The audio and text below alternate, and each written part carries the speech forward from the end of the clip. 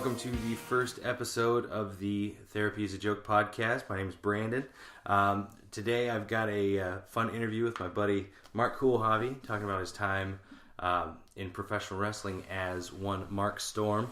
But real quick, I realize this is the first episode of the podcast, and there are some questions as far as the name goes and that sort of thing. Just want to touch on that for a second. This podcast is not about debunking the actual science of brain wrangling or anything like that. It's more just kind of, I want to talk to people, creative types and entertainers about what they do and why they do it. And kind of go over like what some therapeutic factors of why and what they do. I feel like there's a lot behind what people do that could help other people that are still thinking about getting into, I don't know, the things that they love or the things that they have in common with some of these folks. So I'm hoping that any of the listeners out there that are thinking about getting into professional wrestling or the like can take something from this and go, you know what, before I was kind of on the fence, but you know what Mark said or what anybody else said in the interviews that follow said, kind of makes me feel like I can do this, or has pushed me in the way of giving it a shot. So that's the idea behind the name, not actually saying that therapy is to be abhorred or that it's ridiculous in any sort of way. So, but anyway, without further ado, I'm here with my buddy Mark Kulhavy. How you doing, Mark? I'm doing great, Brandon. Thank you. Good. Now, as some people may know that are listening today, you just retired after spending 14 plus years with SCW? Yeah, I would say it's pretty close to 14 and a half years I was in the business. So. Oh, wow. And I mean, nowadays, 14 years in anything, some people don't even spend 14 years in a marriage or anything smaller than that, you know? So to say that you've stuck with this for as long as you have, to say that you've taken a lot from this as far as like life experience and just the stories you've taken from this have got to be, you know, enough to write a book about, I would think. Yeah, I've got a lot of fond memories of my time, you know, in SCW and some of the smaller promotions that I've dabbled in, you know, briefly. Just growing as a person, encounters with, you know, different people that I've met, that I've worked with on a regular basis. Yeah. And just, it was a lot of fun, you know, felt like it was time to wrap up that chapter in my life and move on to something different. And I'm looking forward to sitting back today and kind of reflecting a little bit on my experiences and what it meant to me. And, you know, especially to do it with you was, you know, quite the honor. So, well, thank you. I appreciate that. Well, before we get into the wrestling part of it, first of all, I'll introduce you again. This is Mark Kulhavy. Played the the measuring stick. Managerial measuring stick. Yes, there we go. Mark Storm. In SCW for 14 plus years. Let's start from the beginning. What age were you when you actually got into wrestling, or as a fan? When did you get interested? I would say I got into wrestling back elementary school. I would say I was probably 8, 9.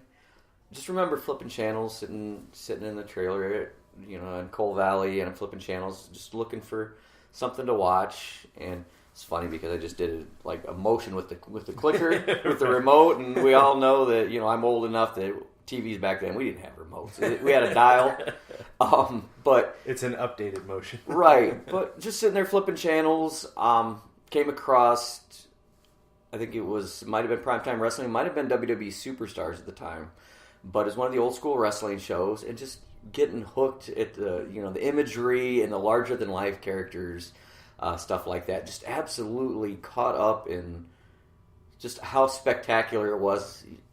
I mean, almost all kids feel like they enjoy superheroes. Absolutely. All kids enjoy superheroes, and to me, a lot of those guys were real life superheroes and supervillains. Right. And just the idea that, at least at the time, you thought those people really existed, that's really who they were. Yeah. And I was just absolutely in awe, and I remember just quickly getting submerged in the product and just the whole, like I said, the whole imagery of it. It got to the point I would buy magazines and rip out picture after picture. Ricky Steamboat, Cowboy Bob Orton, Bad News Brown, Macho Man Randy Savage, just all these different wrestlers, and I'd have them hanging all over the wall. I remember I had one wall in particular in my room, and it was all those pictures. I can't remember where I picked it up. I want to say maybe it was Spencer. Quickly picked up a poster of Miss Elizabeth. Yeah. And it was that legendary one, and I'm sure you're a lot younger than me, but I'm sure you've seen it, the one where she's in the aerobics gear and stuff, kind of dressed in the Jane Fonda-like gear. Yeah. And I just remember that was like the sexiest image for me as a kid. Even then I knew what she was there for. Right. I mean, she was a beautiful woman, and that hung on my bedroom door for years. Just a lot of memories in that. I remember being a kid, and I had bedtime at a certain time. Primetime wrestling wasn't over at my bedtime. Yeah.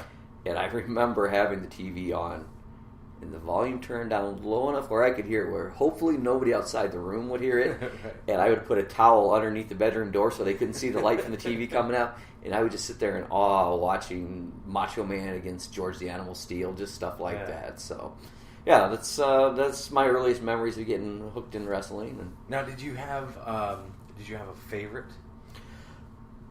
You know what?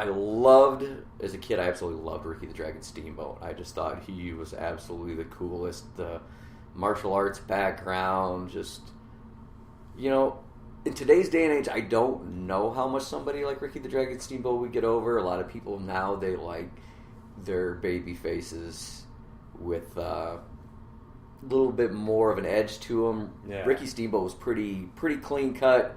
Right, like white bread. Right, white bread, wife, kid, didn't do anything too controversial, things like that, said all the right things. Yeah. But I remember being absolutely drawn to that. Another one when I was growing up that I got into later when I discovered NWA, WCW was Sting. Sting was a little bit more colorful than Ricky the Dragon Steamboat. It had a little bit more personality. But those were a couple that I remember. It wasn't until later in life that I kind of really started to get hooked and appreciate the heels. Yeah. So, what were there any heels that kind of really pulled you in? Like, did you have any favorite heels? I guess. You know what? I don't know if I necessarily had favorite heels, but Macho Man Randy Savage and Lex Luger were two of them that seemed to always draw me in. Simply because of the fact that when they were the good guys, I was all on board. It's like, oh, Macho Man Randy Savage. I love Macho Man Randy Savage. I love Lex Luger, this and that. And at the time, I didn't understand the nature of the business and the fact that they're playing characters and what you're seeing on TV isn't necessarily that person. Yeah.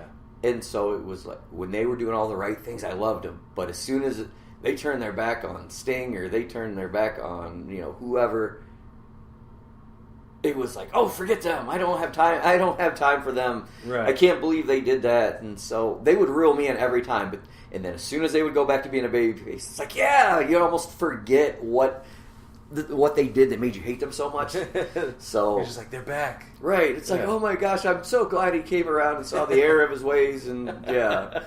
But he's seen the light. Right. Yeah. He's seen the light. Hallelujah. But yeah, so those were the ones that kind of really drew me in. Earliest time I can really remember a love for a heel would be when the Mega Powers collided. Okay. Yeah. I know what I said about the larger-than-life personalities and superhero-type characters. Never a Hulkamaniac. Yeah? Never into Hogan. And so I remember when they split up and whatever, it's like I went with Macho Man. Yeah.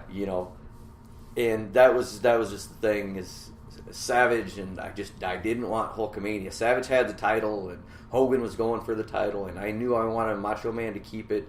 And I remember sitting and watching, what was it? It was WrestleMania 5? Yeah. Savage won it at 4, won the title at 4, and then he carried it until 5 when he dropped it with the Hogan, I believe. But I remember Hogan hit that leg drop and got the 1, 2, 3 and hoisted the title. And I remember turning to my buddy Joe. We were watching it together, and I'm like, "No, not another 5 years of Hulkamania." I was just absolutely distraught. But that was the first time I remember openly rooting for a heel. Yeah. So, see, in wrestling, I would think that anybody that says that they're not for Hulk Hogan is like, oh, that's sacrilege. Like, and not me personally. I'll be honest with you, I never really clicked with Hulk Hogan either. But it seems like, and you've been talking to a lot of wrestling fans over the years. Everybody always throws Hulk Hogan in there with like the names that you would put on the Mount Rushmore of wrestling. You know, Hulk Hogan and Macho Man and this and that, blah, blah, blah. More so, they'd say Hogan and then insert their other three, but Hogan was always the staple. right. So to hear somebody else say that, Hulk Hogan, that's refreshing. And that's not me doubting or just trying to discredit in any way what he contributed to the business, because, I mean, let's face it, the Rock and Wrestling, the stuff with Cyndi Lauper and Captain Lou Albano and stuff like that, it's like, he was very instrumental in bringing wrestling to the forefront and bringing it to the mainstream and getting people to stand up and take notice. And I think without Hulk Hogan, wrestling would be in a whole different place right now. Yeah. I mean, in 2018, I think wrestling would have been in a totally different place if Hulk Hogan had never existed. But just as far as the character himself, was, say your prayers, eat your vitamins, brother. And you just weren't for it. I wasn't digging it. Yeah. Just, I don't know what it was that turned me off to it. I could say it was a lack of actual wrestling ability. Yeah. But I think that would be a load of crap, because as a kid I was an Ultimate Warrior fan, and I think if there's anybody who has less moves in professional wrestling than Hulk Hogan, it would be the Ultimate Warrior. But yeah, like I said, not me discrediting Hogan, but just the character in itself. Yeah. And then as I've grown older, even the man and the person that I've kind of understood that he is, wasn't a fan of either. So okay, now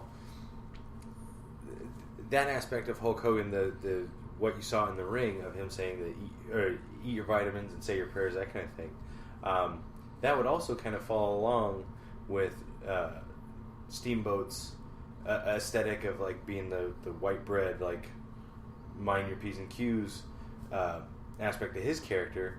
Do you think it was more so the fact that Hulk Hogan was so, like, his character was so aggressive about it, like say your prayers and eat your vitamins, and Ricky the Dragon was just kind of like, I'm here to compete, I'm here to win belts, and kind of towed the line, I guess. Yeah, I think that may have been part of it to an extent. Is, you know, Steamboat, he did everything all the right ways.